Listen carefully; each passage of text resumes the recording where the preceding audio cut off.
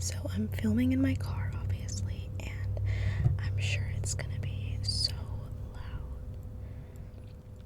I'm also charging my car right now, so you probably can hear like the electrical currents running through my vehicle at the moment, but it's what has to be done. Yeah, so I know it's been a really... Don't ever buy an OtterBox. I mean, not an OtterBox. What are those things that like you can put on the back of your phone to suction it to things? They don't fucking work is all I'm trying to say. They don't work. But yeah, it's been so long since I made a video. I honestly don't have an excuse for you. Hey, so I need the traffic to stop. I don't really have an excuse for you, honestly, except for the fact that like I've been so busy. Yeah, and I just haven't made filming a priority. There's no reason behind it. I just haven't made it a priority, and it's not been my priority. And it's not my priority. I literally go to work every day, which I hate my job. We'll talk about that in a little bit. And then and this is my new nanny job. I hate it. And then I come home. I moved. We'll talk about that. And then when I have free time, I hang out with my friends. And I do some reading. Here are the books I've been reading as of late. So yeah, I've been listening to lots of music. I went to Disneyland. I went to the beach. I went to Laguna Beach. I love Laguna Beach. Happy to have had a beach day, because like in the summertime it's really important to me to at least make it to the beach once, and it's August 15th, so we're nearing the end of summer. Although like summer theoretically, it will be summer in feeling for a long time in California, where I live, in sunny Southern California.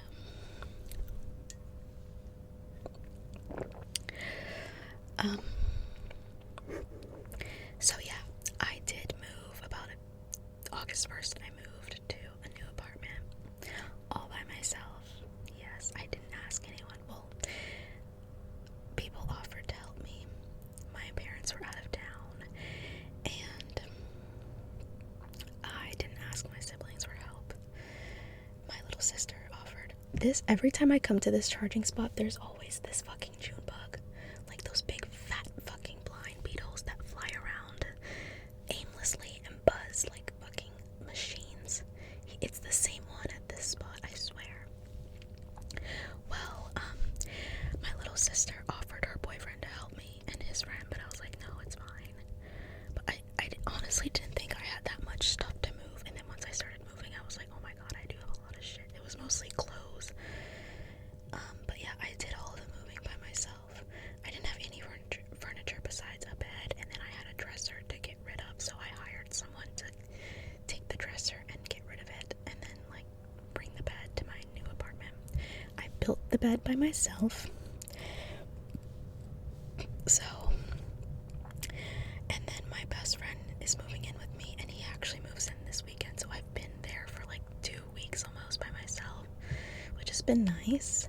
I still need a lot of stuff, and truthfully, like I just haven't had time to like get anything, because like once I order the dresser, I'll need someone to help me like bring it up from where they put mail and packages, and I'll need help to build it probably, so like it just doesn't make sense to buy it yet, because I do need a dresser, because I got rid of mine because I was outgrowing it. So yeah, I moved. And what else? Yes, I went to Disneyland. I love Disneyland so much. It's like one of my favorite places on earth. It's the happiest place on earth. I used to go to Disney World a lot when I was little, but I no longer live on the East Coast, so I don't go there. I haven't been since I was a child, but we would go like every spring break. My family would drive from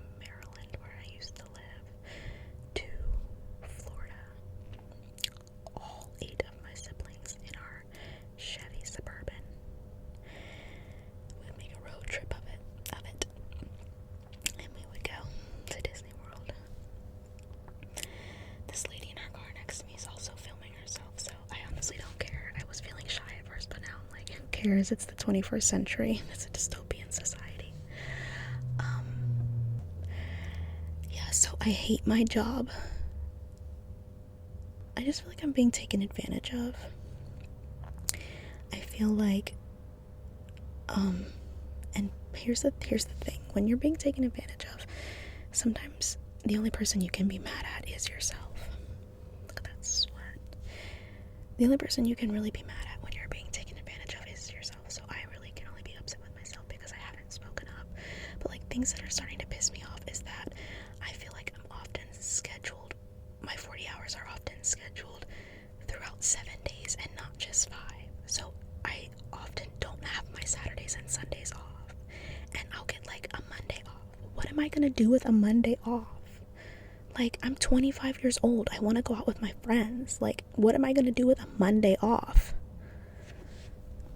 I'm sorry, this fucking camera keeps fucking falling down.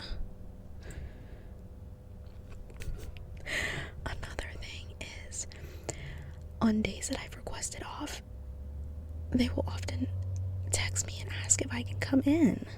Like, why are you asking if I can come in when you know I have the day off? I think that's rude and it's disrespectful to my time. Another thing is, like, in that same vein, when they know I'm like out of town, they will text me and ask if I can come in.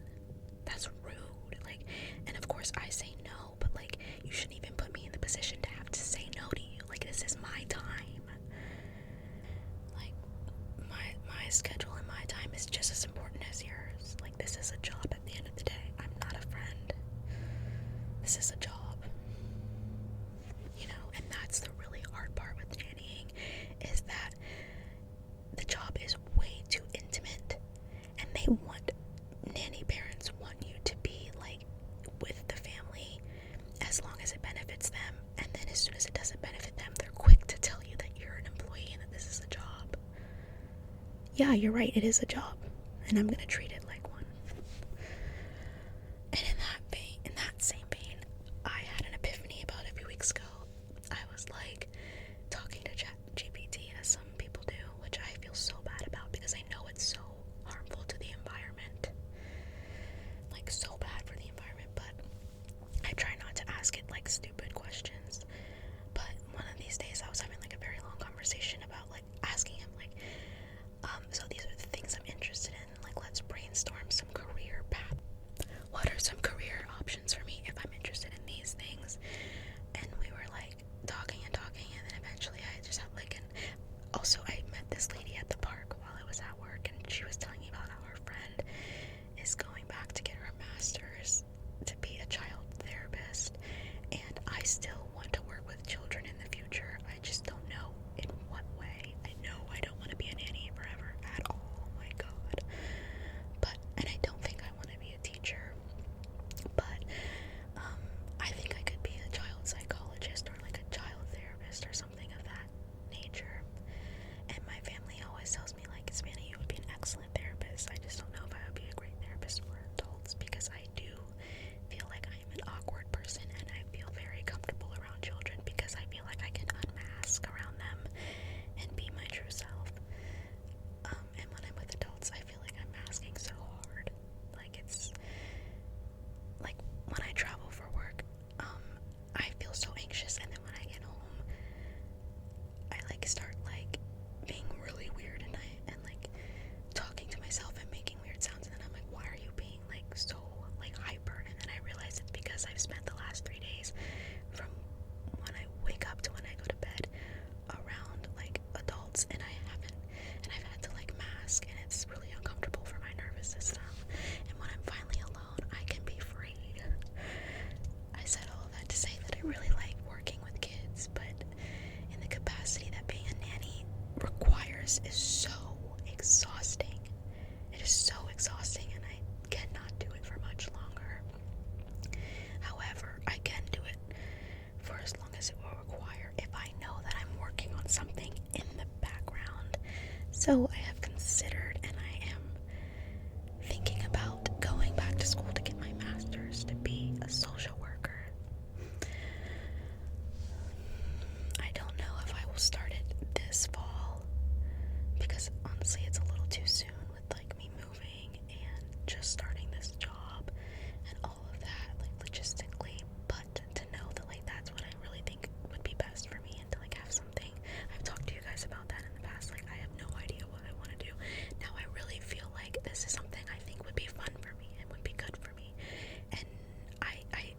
no job is a dream job, because I dream of not working, but I think I could enjoy that, you know, and I think I would be good at it, and I would make money, and I would have a steady career. So I'm considering that, and I feel like more clear-headed, knowing like, I could do that, and I want to do that. Everything else is always, oh, god damn it. Everything else has always felt like, yeah, I have no idea what I want to do, but I think I would make an excellent social worker. And I did go and I got my undergrad in Africana Studies, Social Sciences, so it's like, essentially I was learning like about Black families and Black mental health, Black children. It's like essentially Black psychology, so it goes in perfectly with that. Let me try to finish. Oh, I was supposed to chew gum. Should I make a car tour video? That would be fun. Maybe I could film that after. There's honestly not much in my car. I try to keep it clean.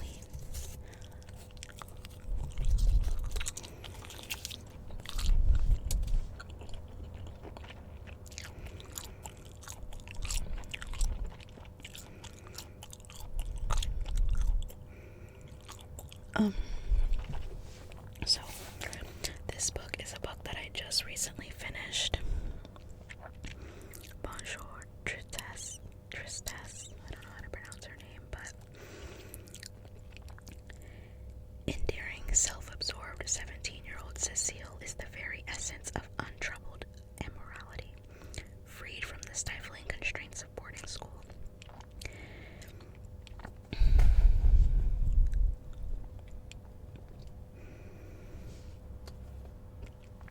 She joins her father, a handsome, still young widower with a wandering eye for a carefree 2-month summer vacation in a beautiful villa outside of Paris with his latest mistress, Elsa. Cecile cherishes the free-spirited moments she and her father share, while plotting her own sexual adventures with the tall and almost beautiful law student. But the arrival of her late mother's best friend, Anne, intrudes upon a young girl's pleasures, and when a relationship begins to develop between the adults, her father and Anne, Cecile and her lover set in motion a plan to keep them apart, with tragic, unexpected consequences. I thought it was good. It's a pretty light read, and it was something I picked up to read in the summertime, and that I did. It was only 130 pages, but mind you, it still took me like 3 weeks to read. I don't read every day, so that's why.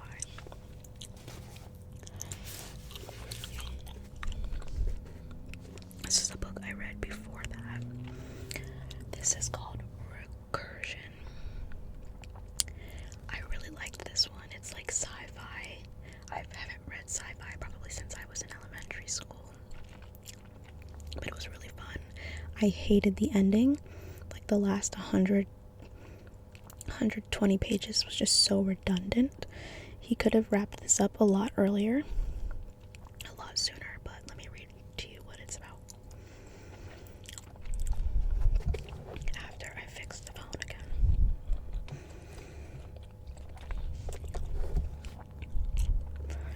At first, it looks like a disease, an epidemic that spreads through no known means, driving its victims mad with memories of a life they never lived. But the force that's sweeping the world is no pathogen. It's just the first shockwave unleashed by a stunning discovery, and what's in jeopardy is not our minds, but the very fabric of time itself. In New York City, Detective Barry Sutton is closing in on the truth, and in a remote laboratory, neuroscientist Helena Smith is unaware that she alone holds the key to this mystery and the tools for fighting back. Together, Barry and Helena will have to confront their enemy before they and the world are trapped in a loop of ever-growing chaos. From the best-selling author of Wayward Pines trilogy and Dark Matter, Recursion, or Resursion, I don't know how to pronounce it, I keep forgetting, is a relentlessly paced, intricately plotted tale about time, identity, and memory, and the rare thriller that will astonish you not just once, but again and again. I was inspired to read this after I read that book because I want to step out